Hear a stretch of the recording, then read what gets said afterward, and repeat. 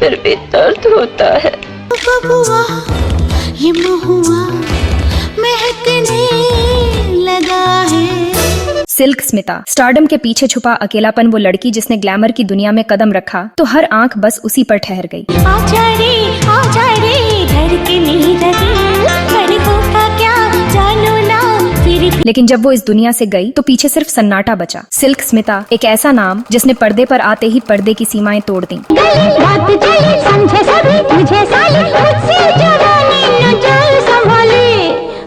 450 से ज्यादा फिल्मों में काम किया और करियर के पहले 4 सालों में ही करीब 200 फिल्में कर डाली।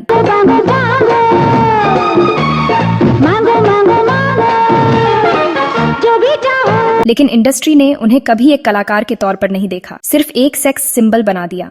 देखिए ना, बैंडेज लगाया है, फिर भी दर्द होता है।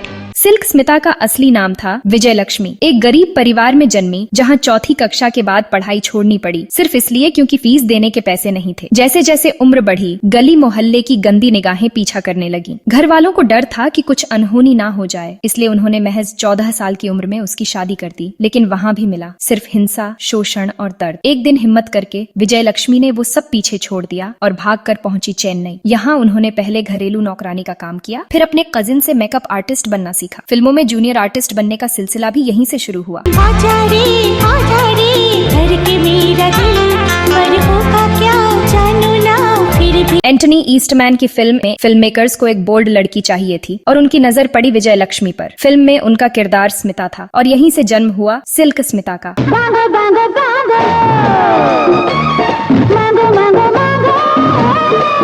इसके बाद सिल्क की डिमांड बढ़ती चली गई। ये महुआ महकने लगा है। हर फिल्म, हर पोस्टर, हर सीन में सिर्फ एक ही चेहरा, सिल्क स्मिता। जवानी जवानी जलती जवानी होठों पे आई है आग प्यार की। दर्शक दीवाने थे, थिएटर हाउसफुल, लेकिन सिल्क सिर्फ एक डांसर, एक सेडक्टिव आइटम बनाकर रह गई। गली गली बात चली, समझे सभी तुझे साली, मुझसे जवानी न जाए संभाली। लोग उनका गाना देखकर उठ जाते थे। फिल्म की कहानी किसी को याद नहीं थी, लेकिन सिल्क का डांस सबको याद था। मैं भी डूबूं, ऐसा लुटेरा, लूट ले जाए जो दिल मेरा तेरा। 1982 में जब उन्हें रजनीकांत के साथ मुंद्रा मुगम में कास्ट किया गया तो उन्होंने अपनी पहचान को और पक्का कर लिया। लेकिन एक इंटरव्यू में जब उनसे पूछा गया कि वो सिर्फ ग्लैमरस रोल ही करना चाहती हैं, तो जवाब चौंकाने वाला था। मैं हमेशा से सावित्री और सरिता जैसी गहराई भरी भूमिकाएं निभाना चाहती थी, लेकिन इंडस्ट्री ने मुझे सिर्फ एक आइटम बना दिया। जब उन्होंने बागली जैसी फिल्म में एक लेयर्ड किरदार निभाया तो आलोचकों ने भी तारीफ की। सदमा जैसी फिल्मों ने हिंदी ऑडियंस को भी उनका फैन बना दिया, लेकिन इंडस्ट्री नहीं बदली। वो अब भी सिर्फ बोल्ड सीन के लिए बुलाई जाती थी। टैटू, वो तो और दर्द करेगा।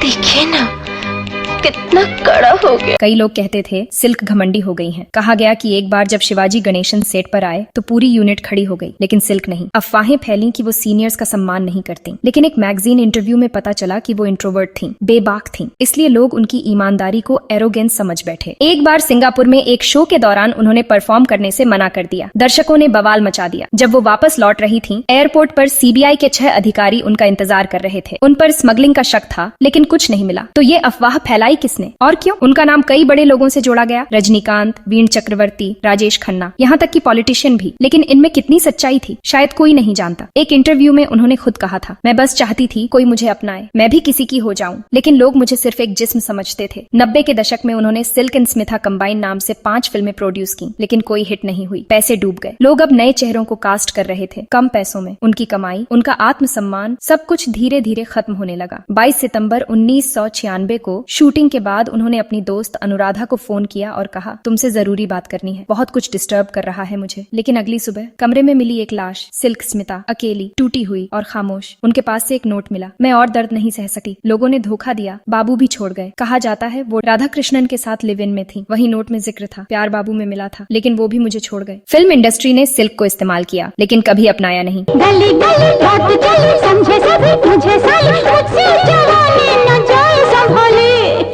उन्होंने कहा था, फिल्में 3 चीजों से चलती हैं, एंटरटेनमेंट, एंटरटेनमेंट, एंटरटेनमेंट। फिल्में सिर्फ 3 चीजों की वजह से चलती है, एंटरटेनमेंट, एंटरटेनमेंट, एंटरटेनमेंट। और मैं हूँ एंटरटेनमेंट। और मैं एंटरटेनमेंट हूँ। लेकिन क्या हम उन्हें सिर्फ एंटरटेनमेंट ही मानते रहे? हमने सिल्क को देखा लेकिन कभी समझा नहीं, हमने ताली बजाई लेकिन कभी उसका दर्द नहीं सुना। क्या वाकई उसकी कहानी सिर्फ उसके कपड़ों से जुड़ी थी या उस आत्मा से जिसे बार बार कुचला गया? सिल्क स्मिता का जाना सिर्फ एक कलाकार का अंत नहीं था, वो एक आईना था जो इंडस्ट्री का कड़वा सच दिखा गया। अगर आपको लगता है कि उसकी कहानी को और लोगों तक पहुंचना चाहिए तो इस वीडियो को शेयर कीजिए।